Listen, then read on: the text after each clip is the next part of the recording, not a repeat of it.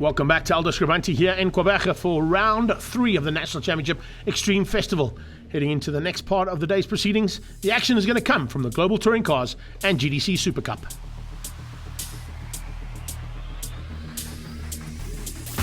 A debut for a brand new car at this round, BMW 128 Ti, and a welcome return for Julian van der Walt. What are his chances of being in the top 3 by the time that car finishes up this weekend? Great to see all of our usual contenders are there, including the return of Paul Luthi and Sawat Variawa, the championship leader.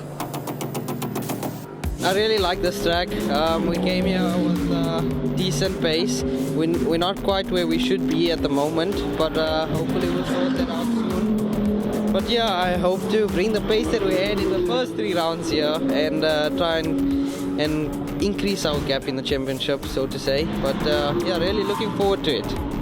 So far so good. Pole position going to Sawat Variawa for Global Touring Cars, and the GTC SupaCup went to Keegan Campos. The Dunlop Award, giving them some extra time there to play with. Now as they get ready to go, Sawat Variawa in that Corolla hatch is going to have his work cut out for him, because he's got his arch rival in the championship and his 2 teammates hunting him down right from the word go. Andrew Rackstraw will be looking to turn things around and possibly put that Lee Thompson Racing Golf at the front end. And in the SupaCup, will Liebenberg find a way to catch Keegan Campos' pace? This is how they qualified. Variawa and Volk on the front row, Van der Walt and Van Rooyen side by side, then Rackstraw and LaRue, and at the back, Natim Samanga in the Corolla. They're ready to go as GTC SupaCup lineup with Keegan Campos and Liebenberg side by side, Machotzi and Neveling, then Tate Bishop, JP Van der Walt, Cara Hill just ahead there of the hard-charging Paul Luthi. We go on board with Michael Van Rooyen as we kick things off for the Global Touring Cars, and down towards turn 1 they go. A good start coming out of Rackstraw. He's outgunned the Rustenburg Rocket. Lights about to go out now for the SupaCup category, and it's going to be Keegan Campos to lead them down towards turn 1. And they sort things out here in that mid-pack, but at the back end, LaRue seems to be losing ground there ever so slightly. Side by side between Campos and Liebenberg into turn 1. On the inside comes Machotzi looking to try and squeeze out on Neveling. Neveling's going to be around the outside into the S's and might have to just... No, he doesn't. I thought he was going to give way there, but no, the Goskor car hangs in there and just forces Machotzi into a defensive bit of driving. He goes defensive on a hard charge coming out of JP Van der Walt, and looks like Tate Bishop in there as well. Back on board with Van Rooyen as they head up towards the hairpin. That used to be known as Toyota hairpin, in fact, as that Gazoo racing machine tries to find a way through on the BMW. Julian van der Walt has had a fantastic start there, no doubt about it. Here comes Tate Bishop. Bishop on the inside of JP. Has he been able to make it stick? No, JP Van der Walt keeps him honest. Once again, back to Michael Van Rooyen. Battling hard here with Van der Walt, trying to find a way through. This is the Gazoo Racing Corolla hatch, and he's on the back end of that 128 Ti. The Toyota Corolla itself.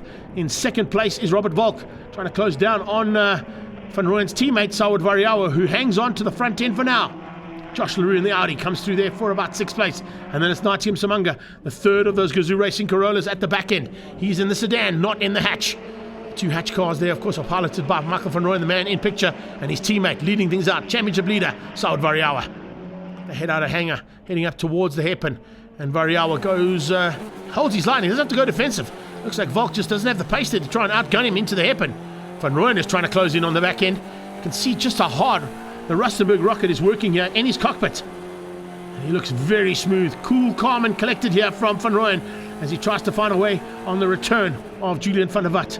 I mentioned earlier in the show, remember Van der Walt had that massive crash at Kyle Army at the opening round, destroying the Ford he was in. They've now built him a BMW, and it seems to be working really well. Natim Samanga hasn't found the same kind of pace he had earlier on. And the reason being, you can see there's a bit of battle scars there. Has he come together with the Audi? I think he might have. Both Josh LaRue and Natim Samanga, I think, might have had a bit of battle scars. The front end of that Toyota Corolla looks a little bit worse for wear, and I think the back end of the Audi might have some evidence to just prove me right as they head up towards Dunlop Corner. Heading down to turn 1, Global Touring Cars catching the GTC SupaCup now. Cara Hill giving way there to Sawat Variawa. Robert Volk hasn't quite got there yet. Paul Luthi will be the next man in question. And we asked him why he comes to race in South Africa. The main thing is I've got some really good friends here, and this is a good way to get to come and see them, like a boys, a lads weekend, you know, so it's good fun. But on a serious note, the other thing is the cost. For a club level series in the UK, the entry fee is double, just for the, you know. Then you've got testing, which is the same as the entry fee, whereas it's included in the price of this. My travelling down south in the truck is the equivalent of the plane ticket to get here. Then the travelling time in the UK is between 10 and 15 hours in a truck. Well, it's between 14 and 19 hours in a plane. Either way, you're giving up one day to travel there and back. And then the sort of final thing is on the way home in a truck, we would leave at the end of the race meeting, you're very tired, and then you've got that long drive, whereas I can sit in a plane and sleep. And how is it in South Africa, competitive-wise? It's opened up my eyes. I thought I was going to be further up than I am. I genuinely thought that, but nah, I've been put in my place, firmly in my place. Awesome stuff. Paul Whitty, a top runner in his club, and of course in the provincial and national side of the UK's racing, and now, as you heard, being put in his place by our top national competitors. And this is the reason why Global Touring Cars and GTC is now mixing it up properly, as the GTC SupaCup is being eaten up here by the front end of Global Touring Cars. Michael van Rooyen looking for a way through. He has to find a way through there on the back end of Van der Vaart in the BMW, because he's got huge pressure coming from that Lee Thompson Racing Golf right on his tail. And I tell you something, Rackstraw is looking to turn his luck around. Remember, didn't quite go according to plan at the last round. So both Rackstraw and LaRue were looking for a much better outing. Hasn't quite worked out for LaRue, but certainly Rackstraw on song here, and possibly looking even for a podium still. That's the front end of the GTC SupaCup heading into turn one, and it's still the Veloce machine of Campos who leads out ahead of Brad Liebenberg, the Hyper Energy car, and then the Gosco car of Neveling. Arnie Neveling hasn't been able to catch Liebenberg, and the same thing can be said there for those first four cars in the SupaCup category. Equidistant apart, and no answer to the front man. He has really got a good turn of pace around this circuit, though, as Keegan Campos, and has shown in the past, not only in single-seaters, but in Polo Cup, that he is a tough man to beat at this track. And yet again, it looks like that's going to be what's going to happen here in the GTC SuperCup. Keegan Campos beating out Liebenberg for now. What is Brad going to do there down at Nathan's Motorsport to try and change that up, maybe for the next heat? A Gosco and Neveling machine behind that. And then you can see them all starting to be ticked off. We come into the closing stages. The flag is on standby. Robert Volk has not found a way through Jan Sauer Variawa. Sauer Variawa going to take another victory and extend his lead in this championship. But Volk in second is exactly where he needs to be if he can't be in first. No doubt about that, championship is going to go down to the wire. And how is this? Julian van der Vaart, what a story here. Massive crash. Didn't look like he would even be able to walk again. And he's back in a race car in a brand new machine and puts it onto the podium in third place there for the WCT and Chemical Logistics team. So Sauer Variawa takes the win, and Campos comes through for the win as well, hanging on to beat out Liebenberg. Variawa from Volk and Van der Vaart, Van Rooyen and Rackstraw, your top five in GTC, and in the SuperCup class, it was Campos, Liebenberg, Machotzi, Neveling, and Tate Bishop. We had a good start, and I put a few good laps in the start of the race, got a good gap, and just maintained the pace till the end of the race, also getting fastest lap, so that's awesome. Yeah, we had good pace to start the race, but just couldn't convert it. Obviously tough to pass around the circuit. So, yeah, I think first couple laps were good. A lot of understeer as we progressed, but yeah, overall didn't find the balance. Reverse grid in the next one. So, yeah, we'll be fine-tuning the car and look forward to it. Hopefully we can make something happen. A good race. Not happy with fourth though, but I think the pace is there at least, which we've been lacking this weekend. And hopefully I can be on the better end of the close race in race 2. In GTC SuperCup, Brad Liebenberg was second. Yeah, look, I think that was the most we could do. Keegs had quite a lot of pace.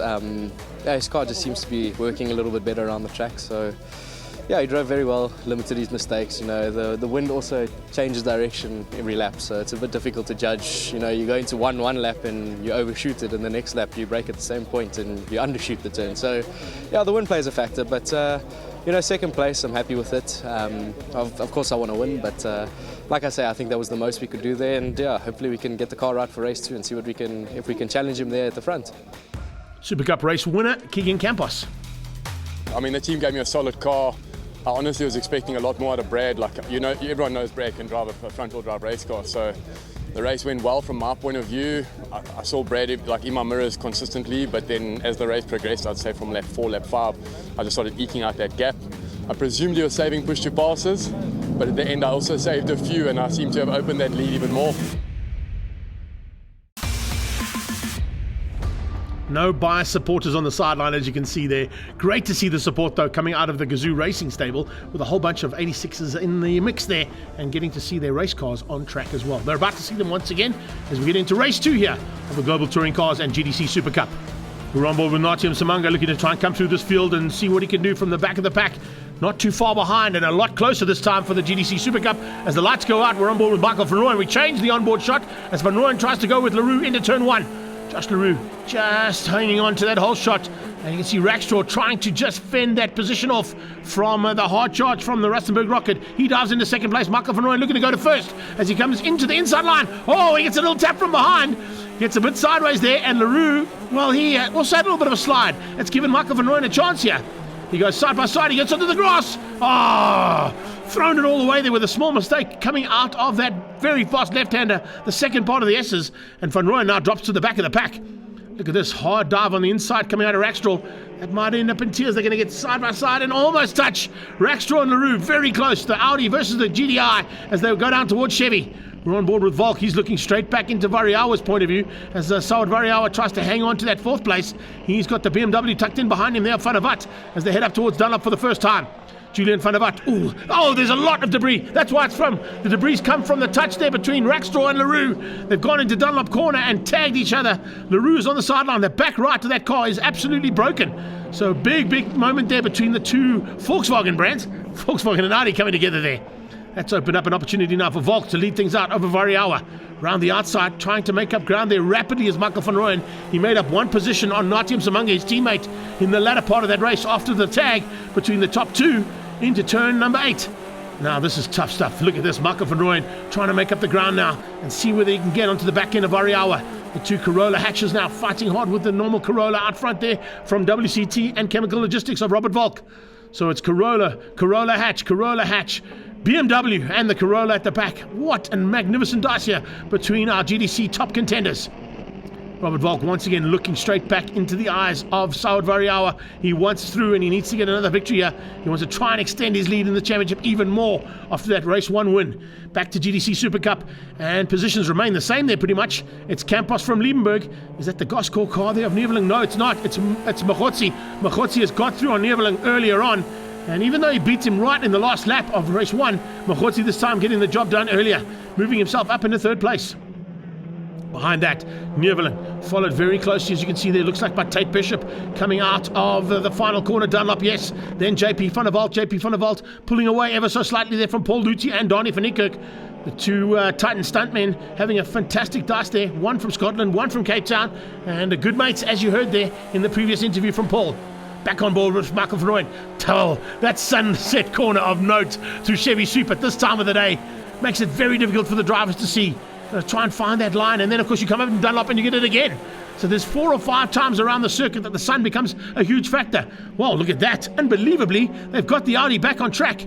Leroux went into the pit lane, they fixed the car up, and he's got 2 laps of racing still to go, but he's come back out to try and score as many points as possible. And he slots in at the back end of the GTC formation train at the front, just behind the BMW of Van der Vat. So Leroux now, even though he's got a lot of ground to make up, there may still be enough for him to score enough points and enough laps here to be classified. And by being classified, that means he will definitely get the points. So not a bad effort there from the team to get him back on track and get that Audi back up and running. This is what it looks like under brakes now from the Toyota Corolla's point of view there of Robert Volk, our race leader, coming up in amongst the GTC Super Cup competitors. He's got a couple of them ticked off, but there's a couple more that'll be in his way before that checkered flag comes out. The lights are on that front car. It means that the cars ahead of him are going to be watching out for those lights ablaze. And Luthi will definitely be looking once again to see the leaders coming through. So the Campbell shortbread man all the way from Scotland, about to be caught again by the top competitors in global touring cars. His teammate is just up the road there. He, of course, also part of the Titan Stunts team. Got Car Care Clinic as one of his sponsors as well, as Volk comes flying down the main straightaway. Will he get through there on Luthi by the time they get under brakes for turn 1? Look for that global touring car Super Cup car on the inside. No, it's not there yet. He wasn't able to get through, but look at the team battle on here. Corolla's on full flight at the front end here of GTC's. And it's a Corolla hatch looking for a way through there on the Corolla sedan. Volk is having none of it. He is placing that car perfectly. He knows how difficult it is. He mentioned it in his interview, how difficult it is to pass here. And if he can just place the car perfectly, there's no way through for Saud. Saud Variawa has a look. Oh, he was late on the brakes. In fact, he got a bit squirrely there in that Corolla hatch as they came out of the final hairpin and the final run yard of the hairpin. A couple of GTC Super Cup cars in the way there, maybe. Is Donnie van Niekerk going to be a factor in this one? We'll wait and see as they head towards Dunlop for the last time. I think Van Niekerk might just stay out of harm's way, so we're going to give him a bit of room on the inside. Volk takes that inside line. Variawa, we're going to try and cut back and drag to the line. Come out there. Look at how close Variawa is coming out of that final corner. He's trying everything he can to get through. And they come to the line. It is Robert Volk with the win. Variawa in second, and Van Rooyen takes third place. He'll be happy with one step higher on the podium, that's for sure. But not quite there. The battle at the front was so epic. It's just kind of stayed the same here in the SupaCup class. You can see Campos staying just ahead of Brad Limburg, who had a slightly closer margin than the first heat. But look at that, equidistant between those first 5 cars in the SupaCup category. It's going to be Campos for the win here. Limburg in second place. Is Arnie Neville going to try and get through there and maybe spoil the day for Machotsi? I think he might try it. Machotsi did it to him on the last lap in race 1. Can he do the same here in race 2? No, I think the gap might just be a little bit too much. They head up towards Dunlop for the final time. And the Dunlop's in full flight here into the closing stages of this incredible round of GTC SupaCup. Campos is going to take a double victory. That is going to give him a huge, huge confidence heading into another circuit that he provides great racing at and always has good competition. East London is your next round of this championship as we wrap things up here for SupaCup across the line. GTC's 1 to 5 is Volk, Variawa, Van Rooyen, Van der Vat and Msimanga. Campos taking the SupaCup ahead of Limburg, Machotsi, Neveling and Tate Bishop. The winning GTCs is the maiden victory for this year for Robert Volk. Let's catch up with him. Coming from the back and obviously taking a win in the reverse grid is always satisfying. We had decent pace to start with, just managed to obviously consolidate, get into the lead and hang on. I don't think our balance was completely perfect, but yeah, the team's done a great job this weekend to keep us on the front end, so obviously when we got to the front we managed to convert that. So we'll march on to the next round. We've always been strong East London and looking forward to it. Yeah, no, this weekend has not been the weekend